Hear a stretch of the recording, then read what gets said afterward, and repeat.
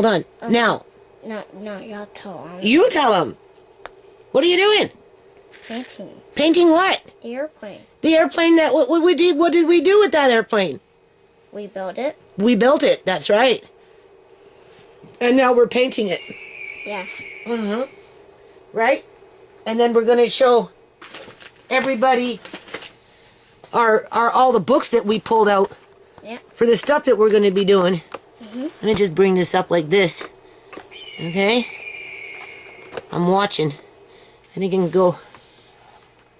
Right? I don't know what kind of plane that is. That's an old one, though. Actually, it looks like it hangs up or flies. Yeah, we don't. What we want to do is we just want to give it a wash. So go like this. This is the way you do it. Okay? Yeah. Spread it out as thin as you can. All right? We're just giving it a wash. We don't want it very dark. Yeah. You don't add no more now. Just spread out what you have. All right. Take it all. It's dripping in here. Spread it all out. Try not to paint the red things if you can help it. Okay. All right.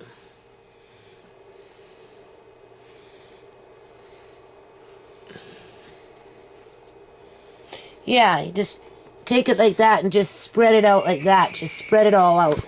Okay. Right? Spread it out. So that's what we're doing right now. It's February 7th, 2018. And then we have a whole pile of books that we pulled out here, people. Because Andre's going to start making some planets here in a bit. So, you'll see, we've got more. And then we're going to start working on that. Hold on. Okay, people, look at the date on this. January 20th, 2013. Can you see the price per kilogram? Look how much that was back in those days. Same piece of meat now is probably 3 times as much. You can see. It was vacuum sealed, so there's absolutely no freezer frost on it.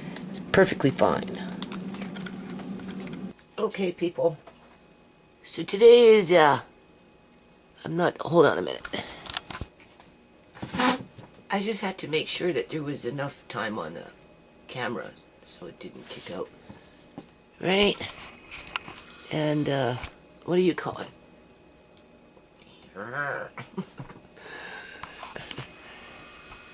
Anyway, I just want to say, I don't know, they seem so far away. Hold on. Everything's on the fly with me, isn't it? If I had more time, people, I would edit and all that stuff, but I don't have time for any of that. It's like 7 o'clock in the morning. That's too close. Even with my blurry eyes, I can see that that's too close.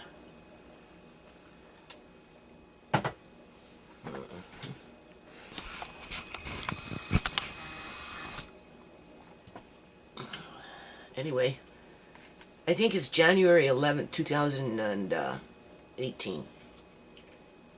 I just looked on the computer. I'm pretty sure it said it the 11th. Which is kind of scary because I'm supposed to be in court on the 28th. Assuming, like last time. Last time I didn't get the papers in correctly. So I thought, because they didn't get in correctly, there was no court. Came in the afternoon, turned out there was court. And Andrew was running around in the courthouse looking for me. As if we were on Facebook, he was following me around. Whatever.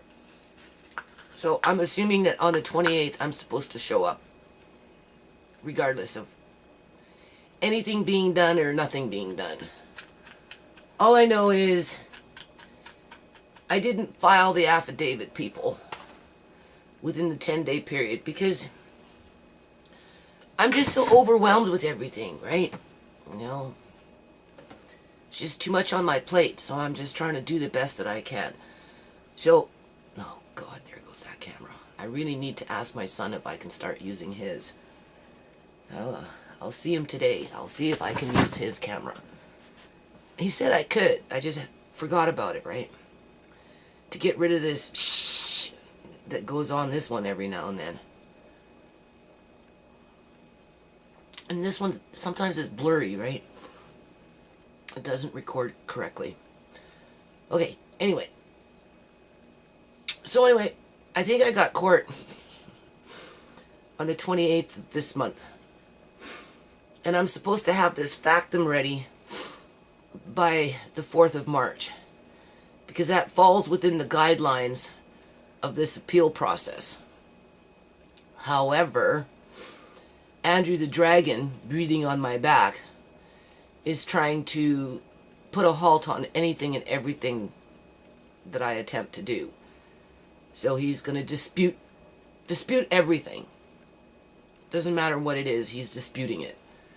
Because, like I said before, they're trying to cover up the severity of the crimes that were committed under the Criminal Code of Canada. They know, people. They know. Right? So they're just playing dirty pool. They're not taking responsibility because it will crack the nut open. Okay? Because if it happened to Uncle John, it is and it has been happening to other people. And that's more reason for me not to drop the ball. Because we've got 15 to 20 years of baby boomers coming through the system. And many of them are very, very, very vulnerable, just like Uncle John and his family was very vulnerable. In Canada, British Columbia, already has a problem with people being illegally detained and for the rest of their lives through shoddy actions that do not follow these legislative acts and are committed into institutions, whether they're old folks' homes, mental institutions, or wherever they put these people illegally. Something like 10,000 people are being illegally detained in the province of British Columbia, Canada, from shoddy practices within the healthcare system, because people are looking to gain assets from vulnerable people to prop up the economy and their wages. Anyway, I don't want to get into that. Really what I wanted to do was dedicate this particular video to this amazing landlord. I do. I'm going to name it, The Landlord is Amazing. Or something like that. And he's a wonderful man. He's amazing, people. Like, this landlord is saving lives. Maybe I'll title this video, The Landlord is Saving Lives. And I mean it in the literal sense. And we can use my daughter for an example. My daughter's life is being saved through the landlord providing a safe place for her to ground herself and start having her medical needs addressed in a manner that hopefully will produce positive results, assuming that nothing bad happens to her as she goes through the process of having surgeries and that type of thing to correct some of her health problems, because she needs surgery. That's been determined by the people that she's living with right now, in terms of, some of the things that are going on with her medically, that Andrew Fraser Health Authority is failing to take care of. They've had ample time to take care of my daughter's health issues, and they have not. Okay? But besides that point, through this landlord, he is saving lives. He is not only saving my daughter's life, but he is saving other people's lives. And it needs to be noted and accounted in terms of acknowledged. So I don't know. I gave him all the information to my YouTube channel and my nonprofit and everything. And whether he's watching these videos or not, I don't know. But if he is, sir, pat yourself on the back, because you really do deserve it, because you are saving lives. And you are an amazing person. I couldn't say it enough times. And then, in light of what's going on with, trying to put everything together, he's not only amazing, but he's extremely patient in terms of, like, the first month, right? The first month as we're going into it, the money hasn't been straight up front because the nonprofit has no money. If the nonprofit had a cash reserve, I myself would have paid in advance and had the people trickle in and then just dealt with the books that way. But because we don't have any money, people, right? We have to just kind of work around it. And so what I'm saying is, as people are moving in or not moving in, because some people are moving in that initially were on the list, other people that were on the list appear not to be moving in and are falling off the grid for whatever reason. Well, other people that were on the waiting list are now moving in as the waiting list is getting larger.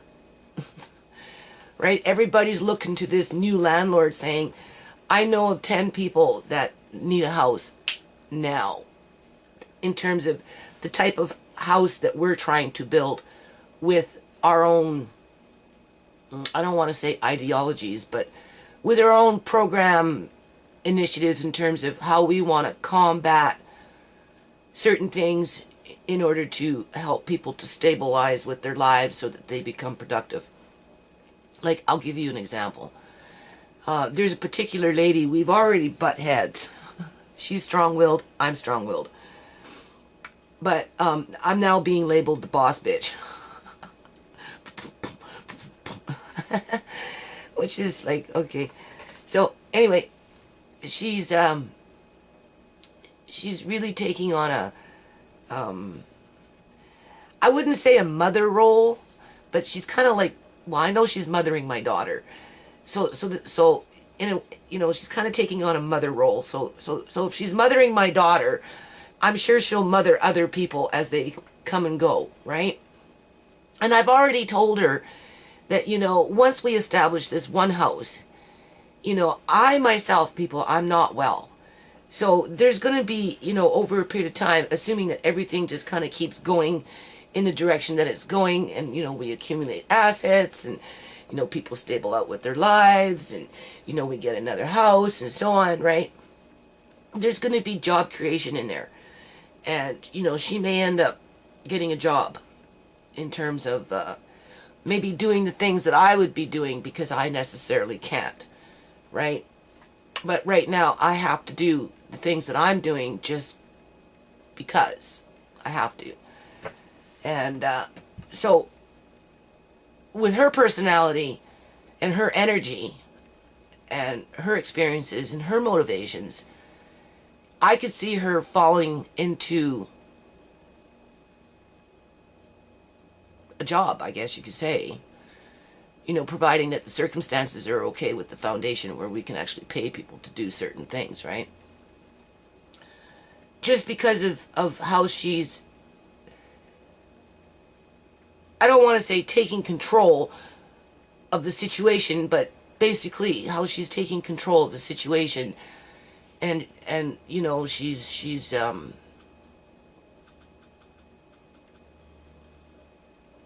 being nurturing, right?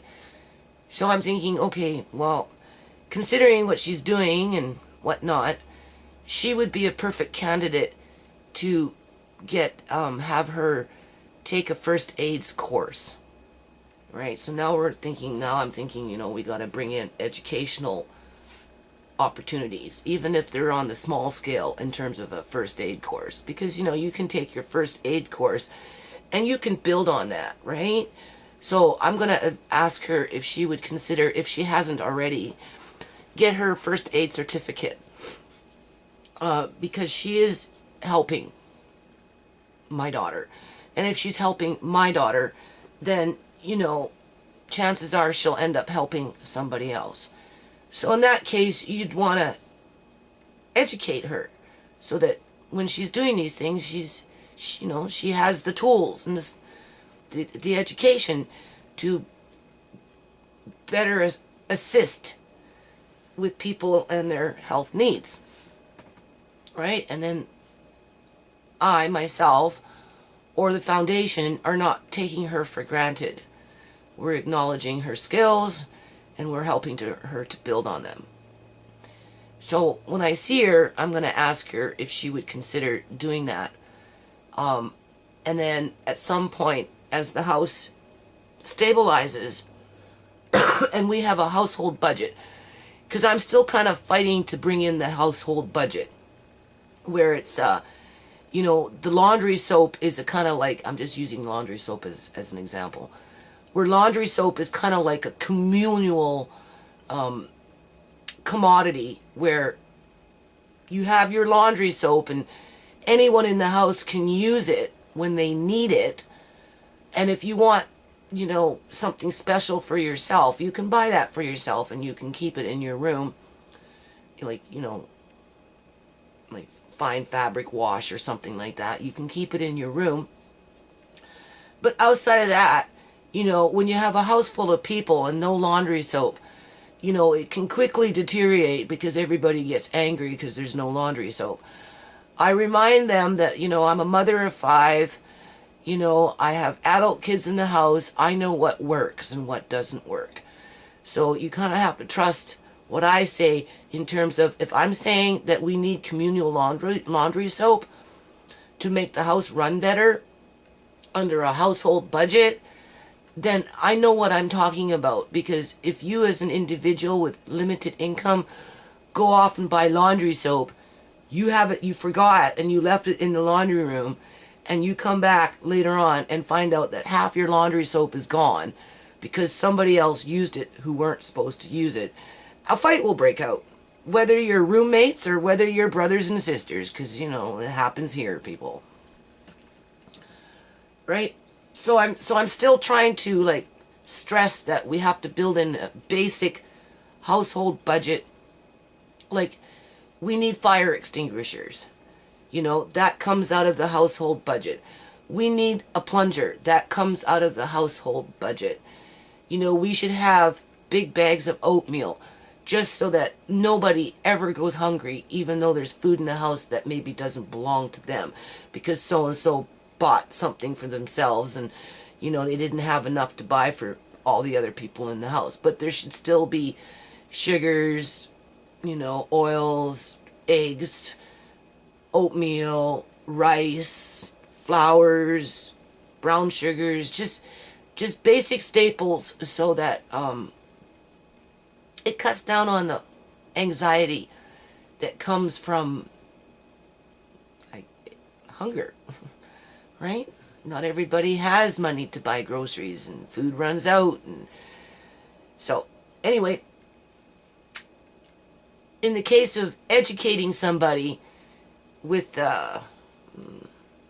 first aid, you know, that could come out of the household budget.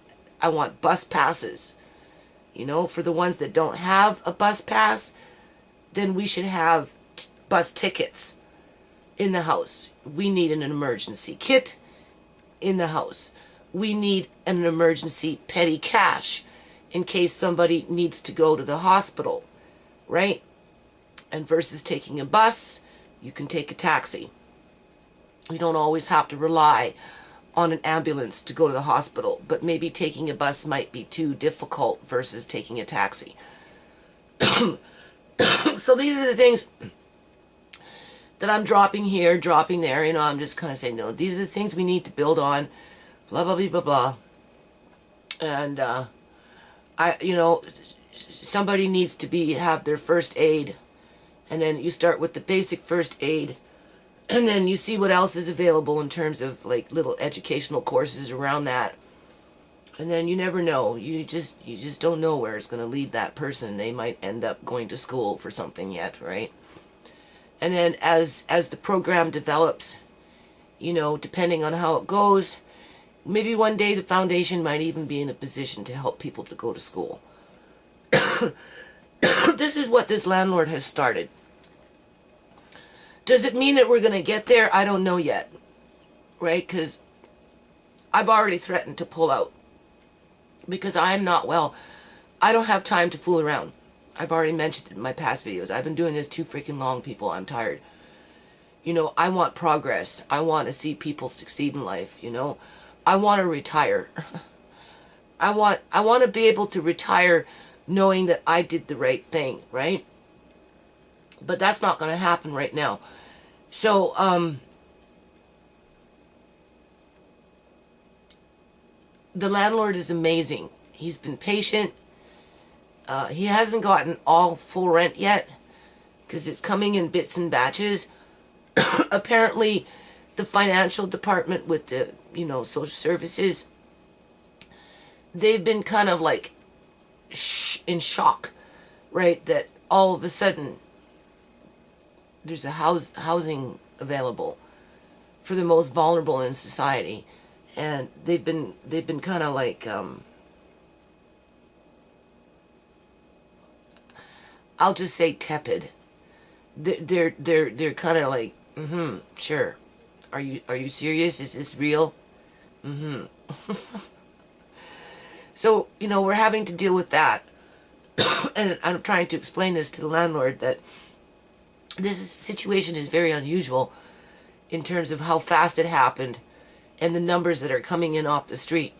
That, you know, for the people that are stuck in the rigmarole, you know, it's kind of putting a monkey wrench in that rigmarole where, you know, they maybe not responding as quickly as they could. Or, you know, we're dealing with people that are, you know, been freezing, you know, they've been sleeping on the cement on just a mat, you know, they've been rained on, they've been snowed on, you know, some of them that have tents, they're having to, you know, pack up their tent every week and move it around and unpack it, and you know, there's that petty bickering that goes on out in the streets, and you know, they're not well, and lots of them don't have phones, so it's just taking a little while for the initial paperwork to get in order. And again, this landlord has been amazing. He's been very patient with the process, and while he's doing this, he is saving lives. More than anything, he is helping to save lives.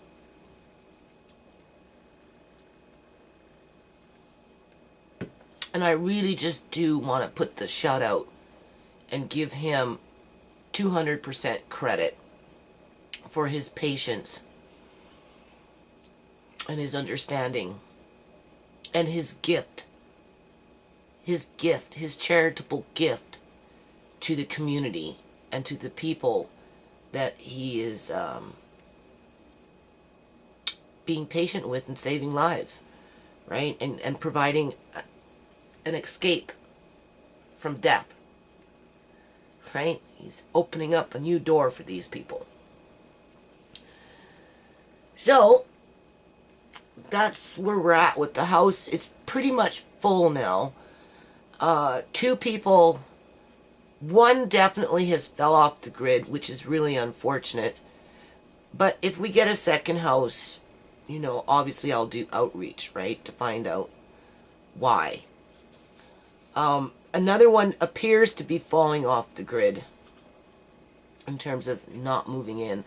I don't know why, because I keep hearing he wants to, but he never materializes. So I don't know. I should know by Thursday, the latest of this week. And then if not, then it will be somebody else, more than likely, right? And, you know, again, now that it's out there, people are like signing up, right? 10 over here, 2 over there, 7 over there, right? And they're all looking to this wonderful man, whether they're looking at him directly or through word of mouth. You know, they want to jump on the bandwagon and participate with what we're trying to do here. And so of course I look at him and I'm like, you gonna help me get another house, right? He goes, but it's kind of hard though when the money is funny, right? So he's kind of like, you know, and I'm like, just hang in there. It's going to work itself out. But at the end of the day, people, he is saving lives. He is an amazing man for going outside of the box and trying something different, right? Taking chances in life, right? You know, taking risks and, you know, believing in people, believing that this can work, and, you know, giving people chances so that they learn to believe in themselves, and, you know, just the whole 9 yards.